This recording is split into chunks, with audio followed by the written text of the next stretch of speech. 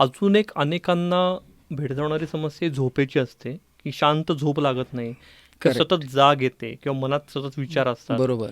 तर याच्यावरही आराम मिळू शकतो योगासनांमुळे? अगदी भरपूर आसनं पण आहेत. प्राणायामाचा खूप चांगला उपयोग त्याच्यावरती होतो.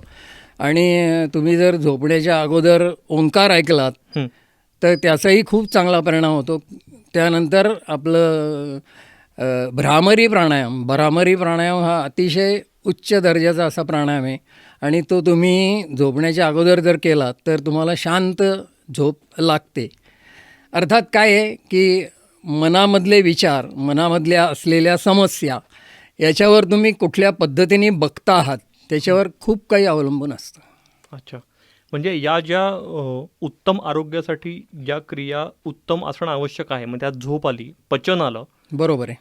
किंवा रक्ताभिसरण आलं, तर होय या होय. सगळ्या गोष्टी योगामुळे काय म्हणू आपण, अगदी की ते अगदी सुरळीत होऊ शकतात जर त्या सुरळीत होऊ बिघडल्या शकतात असतील तर. निश्चितपणे.